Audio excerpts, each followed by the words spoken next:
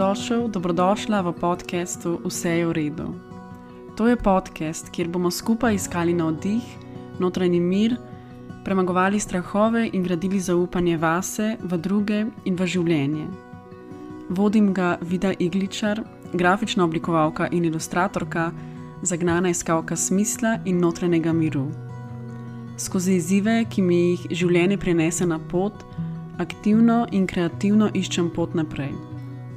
Ob izidu knjige, ki ima prav tako naslov Vse je v redu, sem želela ustvariti še ta navdihujoč in podporni prostor, podcast, kjer upam, da bom skozi razkrivanje svoje ranljivosti in svojih preizkušenj pripomogla k zmanjševanju stigme na področju duševnega zdravja.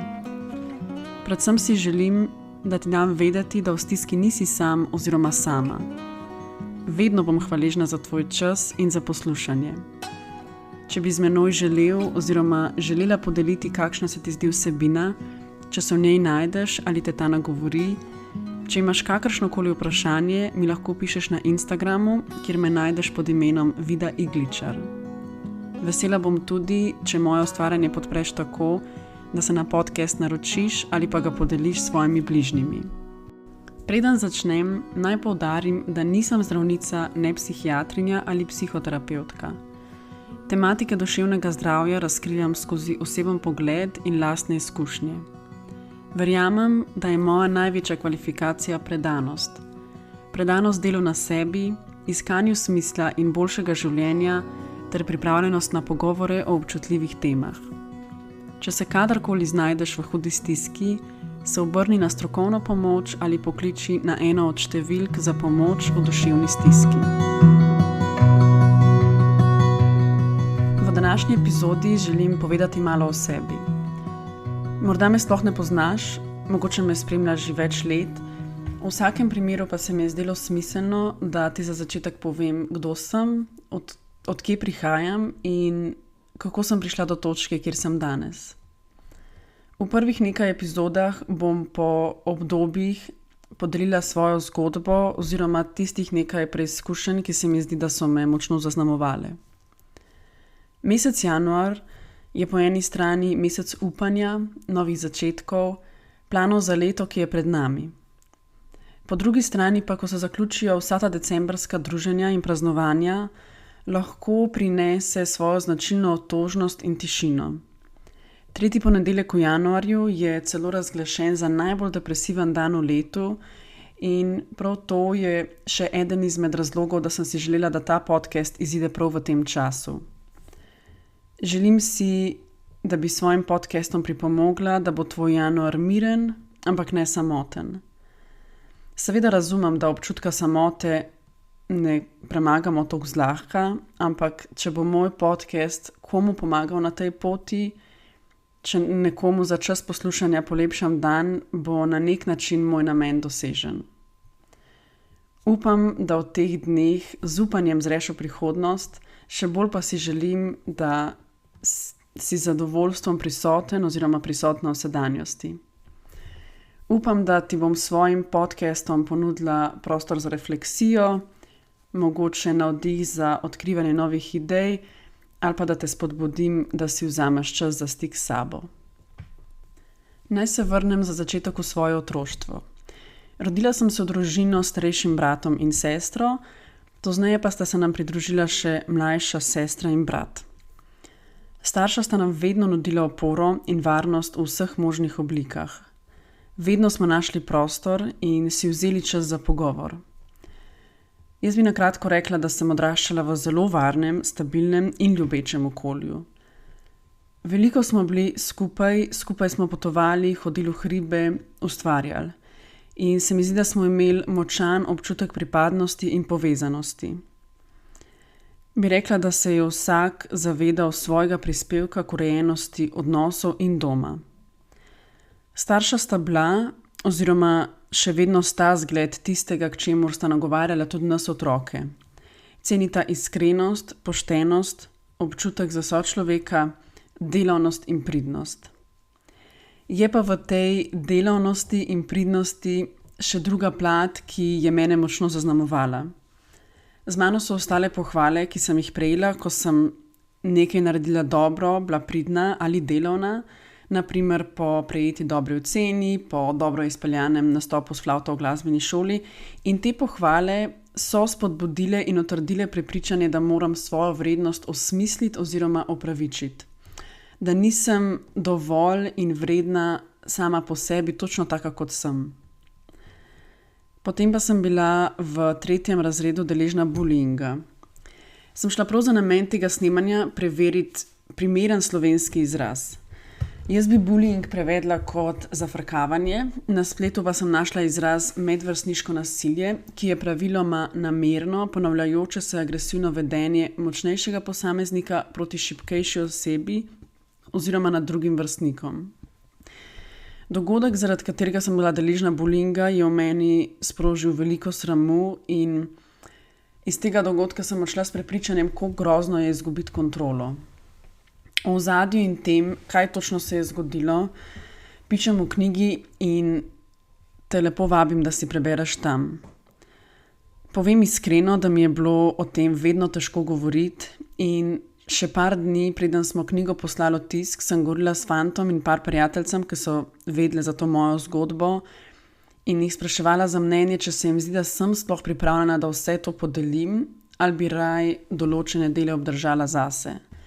Po daljšem premisleku sem se potem odločila, da zgodbo vsem delim, tako kot smo jo zastavili, in z mano so ostale besede prijateljice, da je ta dogodek nekaj, kar se zgodi mnogim, ampak da se o tem ne govori, in verjamem, da ima s tem moja zgodba potencial, da se v moji ranljivosti mogoče najde še kdo.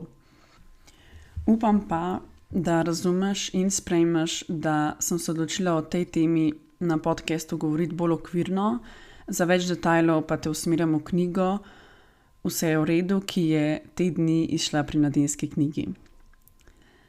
Ker se je posmehovanje sošolcev v tistem obdobju potem nadaljevalo, sem od tistega dne v šolo večino dni hodila z bolečino v trebuhu.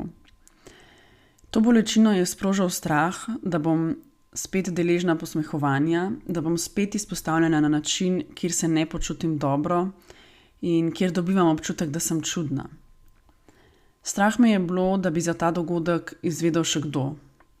Strah, da bi spet izgubila nadzor nad sabo, nad tem, kaj o meni govorijo drugi in kako te govorice vplivajo na moje življenje.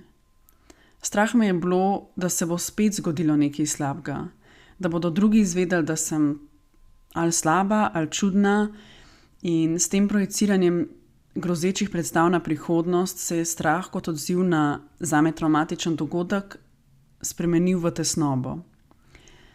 Ko sem se kasneje tekom soočanja z intenzivno tesnobo v zadnjih letih ozirala nazaj in se spraševala, če sem te občutke doživljala že kdaj prej, sem se spomnila predvsem tega časa.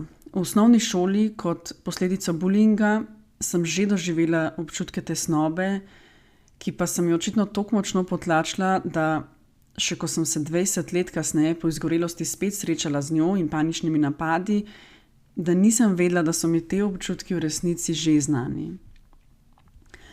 Jaz se zavedam, da nas je bilo veliko deležnih bullyinga, ko smo bili otroci ali pa mladostniki, in verjamem, da tega ni vsak doživljal kot nek travmatičen dogodek.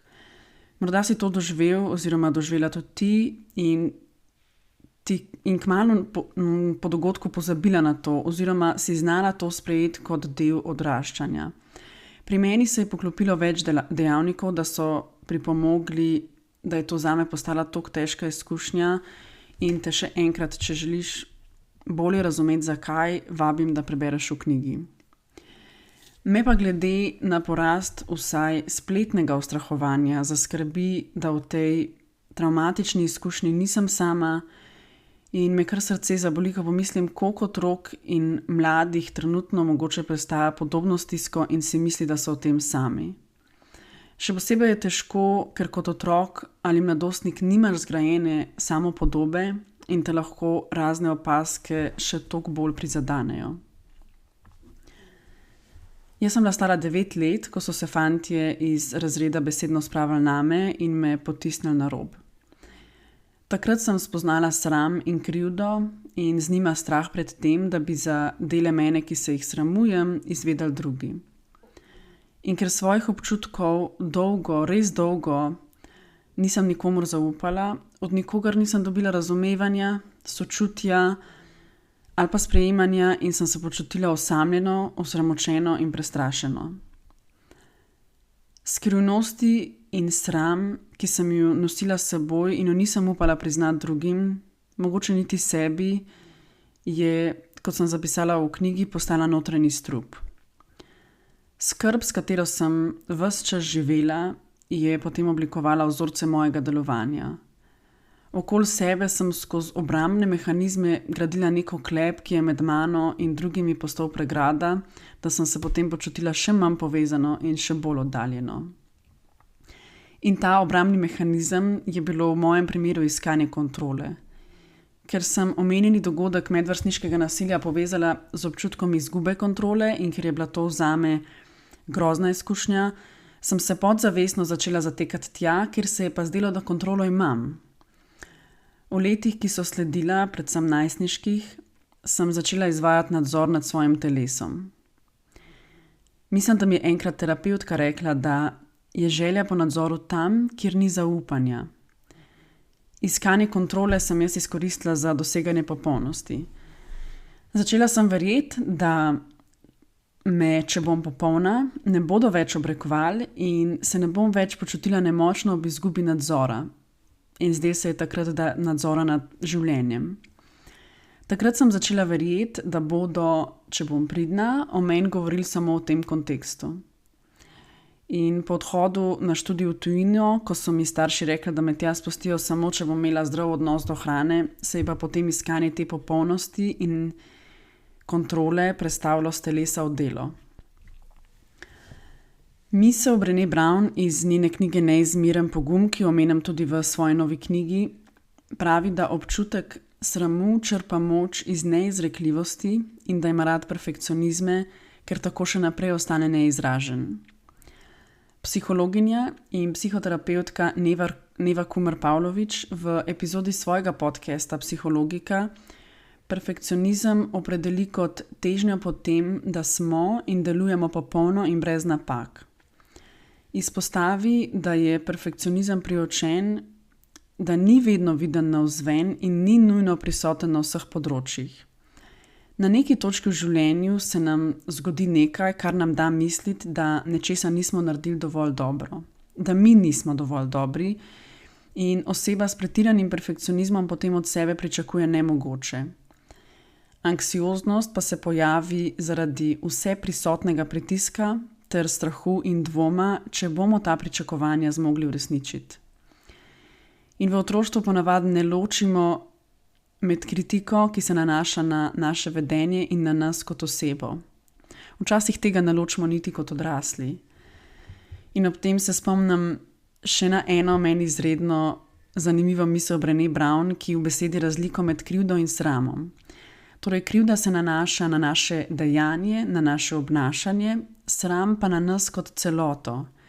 Če z občutki krivde mislimo, da smo naredili nekaj slabega, nam občutek sramu pravi, da smo mi kot oseba slabi oziroma čudni. Ne, da smo naredili napako, ampak da smo napaka mi sami. Jaz se seveda pri 9 letih nisem zavedala, kje se rodi sram, kaj ga poganja in kako se razlikuje od občutka krivde. Brené Brown v že omenjeni knjigi pravi, da se človek po naravi želi počutiti vreden ljubezni in pripadnosti. In ko se počutimo osramočene, čutimo odtujenost in obupano želimo čutiti lastno vrednost. Ko čutimo čustveno bolečino, naj bo to, ker smo osramočeni ali pa nas je preprosto strah, da bi se osramotili, se bolj nagibamo k samouničujočim oblikam obnašanja, mogoče celo napadom ali pa sramotimo druge.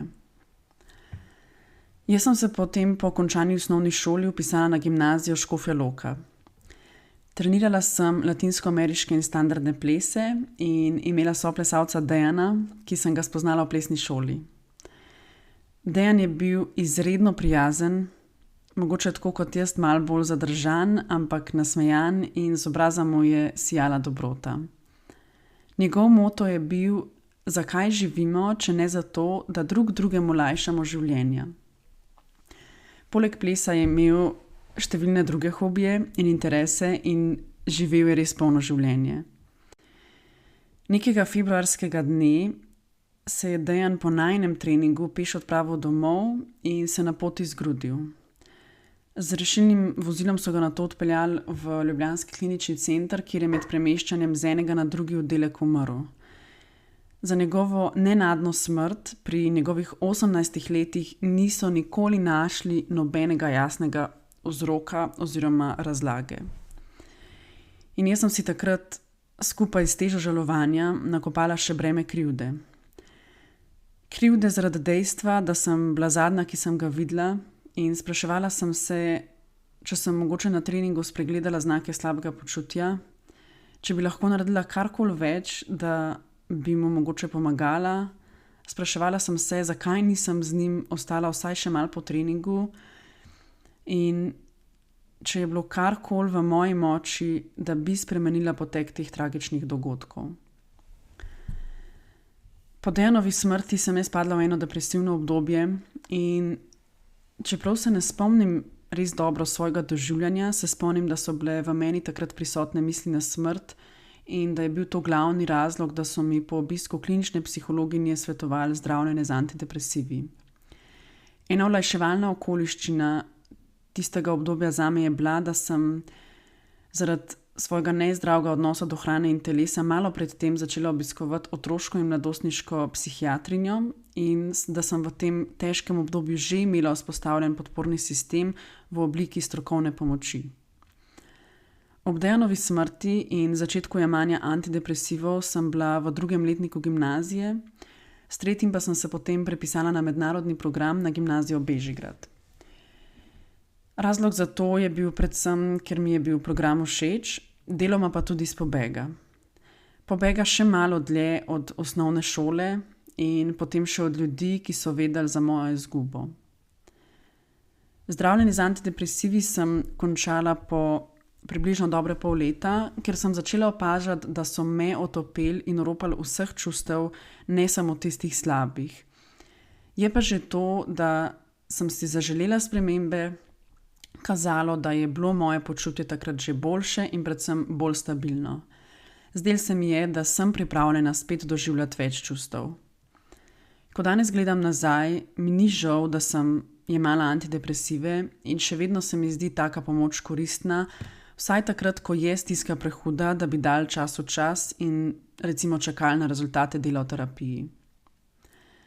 V knjigi Vse je v redu nadaljše opišem soočanje z izgubo in jemanje antidepresivov poimenujem kot most na drugo stran. Ko si v zelo hudi stiski, so antidepresivi lahko pomoč, ki te premesti na drugo stran, na stran življenja. Pri 18 sem se potem po uspešno opravljeni mednarodni maturi odpravila na enoletni študij Foundation Studies of Art and Design na De Montfort University v Leicester v Angliji. Program je ponujal priložnost, da se spoznam z različnimi področji umetnosti in oblikovanja, kar mi je bilo všeč, ker takrat še nisem imela veliko izkušenj iz tega področja in nisem vedela, kaj bi sploh točno rada študirala. Tako da smo se v tistem enem letu potem imeli priložnost preizkusiti v risanju, slikanju, fotografiji, modnem oblikovanju, arhitekturi in vizualnih komunikacijah, ki so me potem v tistem letu tudi nekako najbolj pritegnile. Še pred odhodom v Anglijo pa sem se v Sloveniji zaljubila v fanta po imenu Andrej, ki je bil skoraj 10 let starejši od mene. In čeprav je imela ta romanca na nek način že od začetka rok trajanja, se nanj nisva preveč ozirala. Živela sva za trenutek in se nisva obremenjevala z dejstvom, da se bom kmalu selila v tujino, kaj šele z razliko v letih in življenjskih obdobjih. Po nekaj mesecih spoznavanja in druženja je prišel čas za moj odhod in odnos sva pustila dokaj odprt. Niti nisva govorila, da sva par. Jaz sem se potem v prve pol leta v tujini ob vsaki priložnosti vrnila domov, vsaj za krajši čas. Konec januarja je pa on izrazil željo, da bi me prišel obiskat. In živo se spomnim svojega vznemirjenja in pričakovanja in kako sem cimram, s katerimi smo si bile zelo blizu, v navdušenju rekla, da če bo res prišel, je pa to znak, da glede naju misli resno. In potem je res prišel in skupaj sva preživela par čudovitih dni v Londonu in Leicesteru. Na njegov dan odhoda pa sva potem zjutraj malo pozna in tekla proti postaji, kjer je imel avtobus do letališča in on se je kar naenkrat zgrudil. Klicali smo rešilca, so ga oživljali, odpeljali v bolnišnico, mene pa za njimi v policijskem avtu in potem se je začelo čakanje. Najprej me je presenetilo, ko so mi zdravniki rekli, da morajo njegovi starši takoj priti gor, češ da je stanje resno. In res so že naslednji dan potem prišli, z njima je prišel tudi moj ati in Andrej je bil potem 9 dni na intenzivnem oddelku v umetni komi. Vmes je že kazalo, da gre na bolje in so potekali dogovori, kako ga bodo pripeljali v Slovenijo in bi zdravljenje naprej potekalo doma. Potem pa se je njegovo stanje poslabšalo in ko so ga začeli zbujati iz kome, se on ni primerno odzval. Spomnim se prvega dne tega dolgega čakanja, ko sem sedela v bolnišnici, gledala skozi okno, ko me je nekako prešinilo. Tisti dan je bil 4. februar leta 2011 in na isti datum leta 2008, okrog 8:30 zvečer, se je po plesnih vajah na poti domov zgrudil moj takrat 18 let star soplesalec Dejan in par ur kasneje potem umrl v UKC-ju. Andrej je celo Dejanu z vokalno skupino, v kateri je pel na pogrebu. In jaz se spomnim, da sem takrat sedela v čakalnici, povezala te dva datuma in samo strmela skozi okno. In postalo mi je kar slabo in se mi zdi, da še zdaj, ko to pripovedujem, imam eno tako kepo v želodcu. Spomnim se, kako se mi je zdelo nepojmljivo, da bi se pred mojimi očmi brez razlage prezgodaj končalo še eno življenje. Ampak v resnici me je takrat ta povezava po par minutah celo pomirila, ker se mi je zdelo nemogoče, da bi prav na ta dan spet zmagala smrt. Moj starejši brat je enkrat v hecu rekel, da si najbolj varen, če sam vzameš bombo na letalu, ker je statistično skoraj nemogoče, da bi jo imel na istem letu še kdo. In se spomnim, da takrat, ko sem sedela v čakalnici, se je meni zdelo tako v hecu, ampak evo, zdaj imam bombo v rokah jaz. Ni šans, da bi se smrti 2 mojih bližnjih zgodili na isti dan. Ampak žal se je, ne na isti dan, ampak nekaj dni pozneje, v soboto 12. februarja, po 9-dnevni borbi v bolnišnici Andrej poslovil in najina romanca se je končala. Še eno mlado življenje se je pred mojimi očmi umaknilo smrti. So pa Andreju posthumno v bolnišnici vzeli vzorce tkiv za preiskavo in kot vzrok smrti potrdili sindrom ARVD, ki mišična tkiva v srcu spremeni v maščobna in s tem okvari prevajanje električnih impulzov v srcu. S tem pride potem do nepravilnega bitja srca in lahko nenadne srčne smrti. Gre za gensko okvaro, ki je pogosto vzrok za nenadne smrti športnikov. In ta medicinska razlaga nam je prinesla vsaj del odgovora na nedojemljivo vprašanje, zakaj. Tedne in mesece, ki so sledili njegovi smrti, sem večinoma preživela doma, v svoji sobi, nazaj v Sloveniji. Takrat bi rekla, da sem bila v hibernaciji. Na pauzo sem dala študij oziroma na nek način življenje, vse in se v bistvu zelo slabo spomnim tistih dni. Žalovanje in vnovično soočanje z minljivostjo me je spravilo na dno in spet pod slab krivde. Krivde, da se je to zgodilo v Angliji, pri meni in v najbolj temnih trenutkih se mi je zdelo, da zaradi mene. Razmišljala sem, če ne bi bilo mene, ne bi prišel v Anglijo, ne bi hitela na avtobus, ne bi tekel in mogoče mu ne bi zastalo srce. K študijskemu delu sem se potem vrnila šele čez mesece, ravno toliko pred koncem tistega študijskega leta, da sem pripravila projekt za sklepno razstavo. V projektu sem raziskovala simboliko ptic, ženskosti, svobode in minljivosti. Skozi ročne zapise sem delila svoje misli, svoj proces žalovanja tistih preteklih mesecev. Projekt sem nekako v mislih posvetila Andreju, ki je bil še dolgo po smrti moj navdih in motivacija, da sem vztrajala, ker sem vedela, da bi si on tudi tega želel. Na tisti razstavi sem potem začudeno prejela nagrado za izjemne dosežke na področju umetnosti in oblikovanja in z njo eno tako meni zelo pomembno potrditev, da sem očitno nekaj delala prav. Nagrada je še zdaj popackana z maskaro, ker sem tisti večer skozi solze prilila še vso bolečino preteklih mesecev. So pa solze žalosti takrat na trenutke zamenjale solze nekega zadovoljstva. Ker potem, ko se je iz nečesa tako žalostnega rodilo nekaj lepega, moj projekt in z njim nagrada, sem dobila potrditev, da s svojim ustvarjanjem lahko naredim nekaj dobrega. Da mogoče z deljenjem svoje ranljivosti lahko komu ponudim navdih. In takrat se mi zdi, da sem nevede z delom začela utopično polniti praznino, ki jo je ustvaril Andrejev odhod in je dolgo, čeprav se tega nisem zavedala, nič ni zares zapolnilo.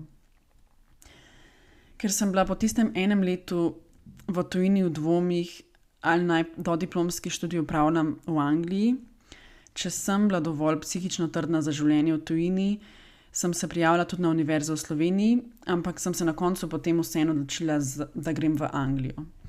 Vpisala sem se na dodiplomski študij grafičnega oblikovanja in ilustracije na The Montfort University v Leicesteru, ker sem imela glede tega enoletnega programa res dobro izkušnjo. Je bil pa to spet pobeg. Pozneje sem izvedela, da se me je doma prijel celo vzdevek črna vdova. In se mi zdi, da sem v tujino spet deloma pobegnila, ker me tam niso poznali in sem lahko sama odločala, kateri del svoje zgodbe bom delila z drugimi. Današnjo epizodo na tej točki, torej pred začetkom dodiplomskega študija, na tej točki časovnice zaključujem.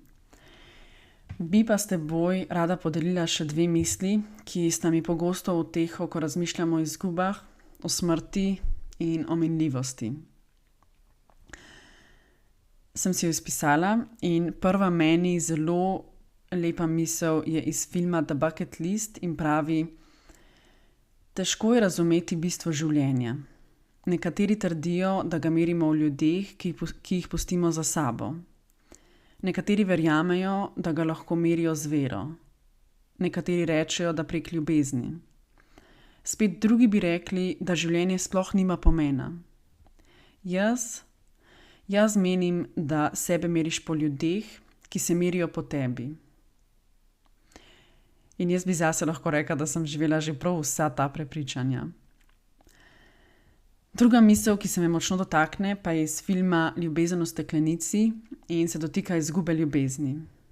Bom današnjo epizodo z njo zaključila. Če nekatera življenja tvorijo popoln krog, se druga oblikujejo na načine, ki jih ne moremo predvideti ali vedno razumeti. Izguba je bila del moje poti, a mi je tudi pokazala, kaj je dragoceno. Prav tako ljubezen, za katero sem lahko samo hvaležen.